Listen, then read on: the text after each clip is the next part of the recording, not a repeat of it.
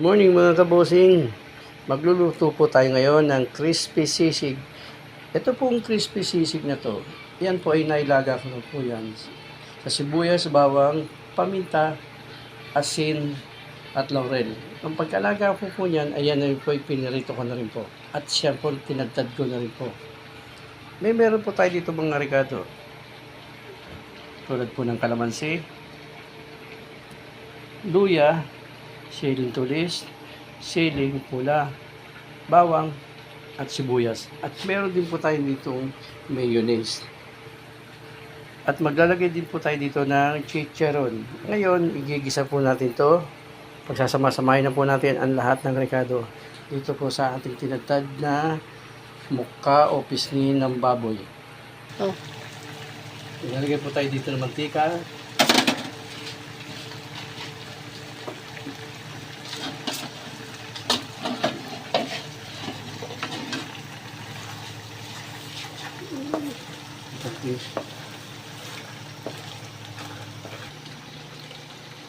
Ito ko yung bawang.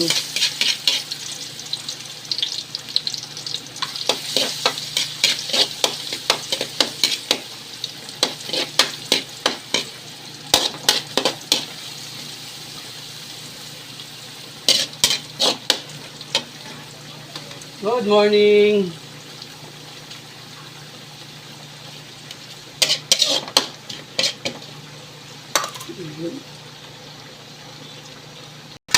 Hintayin na natin magpula ang bawang o mag-brown.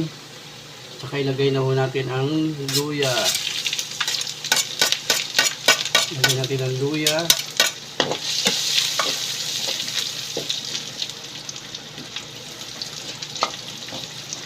At ang sibuyas.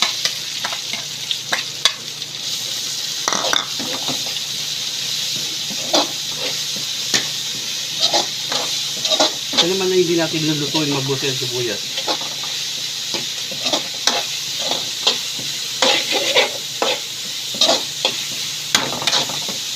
Saka natin ilagay ang ginawa natin tinagtad na sisig.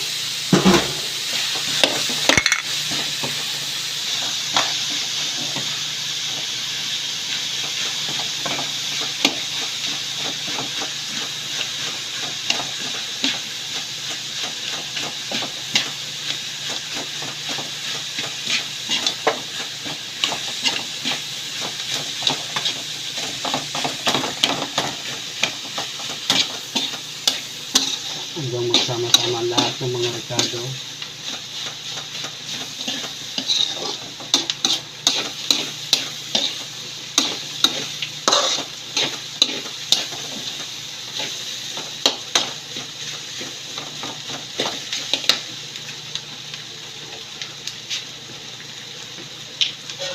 Maglalagay po tayo ng door seasoning.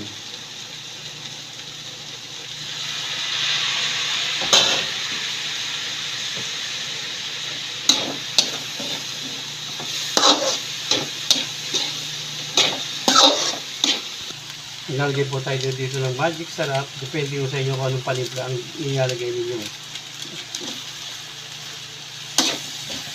Halo-halo lang po.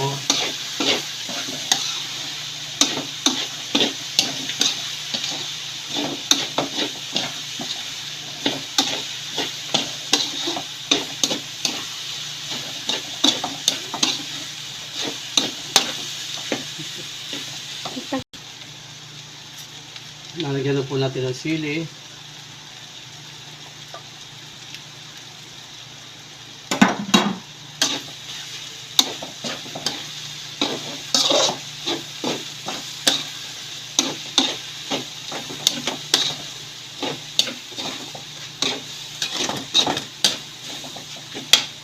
Maglalagyan po tayo ng siling labuyo.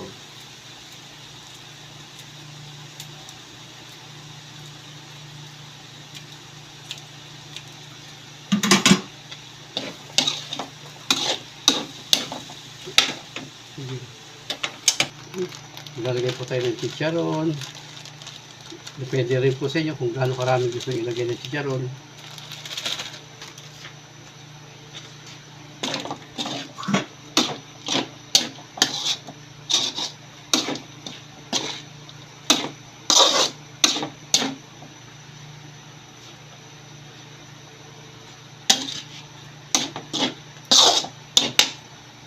Maglalagay na rin po tayo ng kalamansi dito.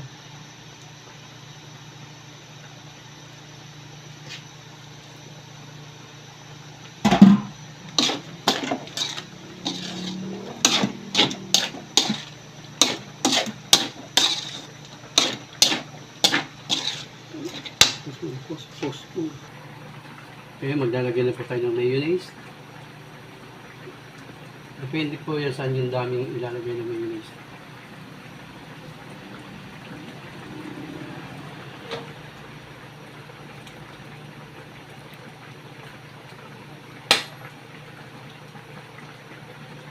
Haluin lang po natin na magsama-sama sila.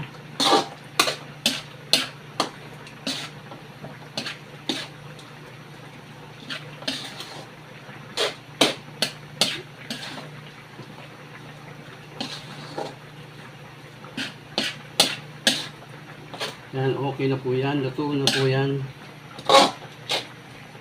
Yung ating crispy sisig. Okay na po yan.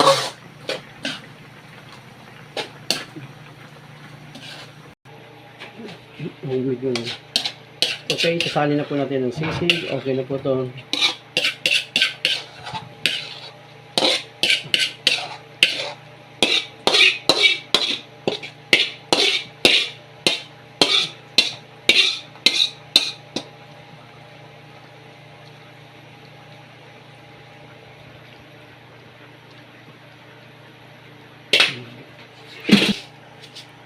Lagyan po natin ng bawang.